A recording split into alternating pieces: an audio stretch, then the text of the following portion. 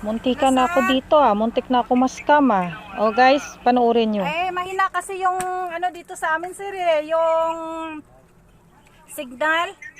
Natulak mo ba yung 10 number dyan? Wala kasi akong load sir.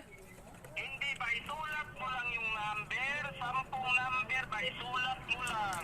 Oo, tapos ano sir? Bakit nga sinabing wala kayong load? Ipasulat ko lang yung 10 number. Nasulat mo na ba dyan? Dali lang sir. Nahanap ko pa salamin ko sir.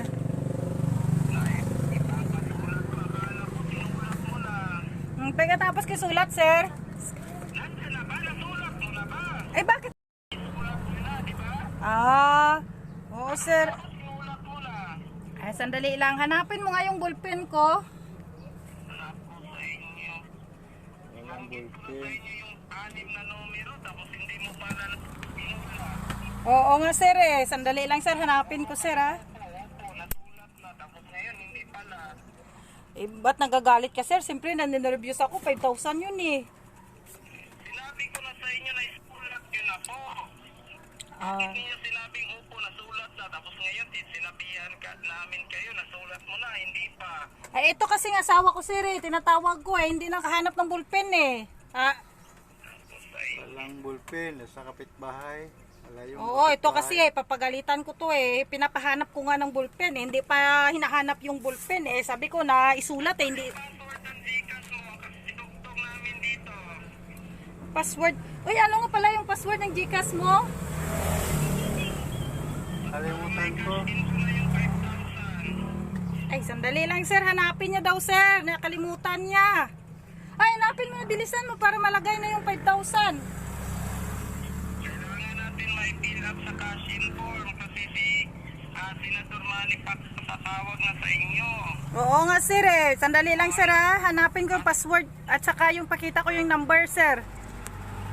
Ano yung password ng Gcash? Bilisan mo naman yung password ng Gcash. Sandali lang sir, to kasing kasama ko ang babagal Hindi niyo po ba yung password sa Gcash ninyo? Kasi itong medyo ulyanin na kasi itong asawa ko sir Ilang taon na ba yung asawa mo? ano na to sir, matakbo na siya sa 78.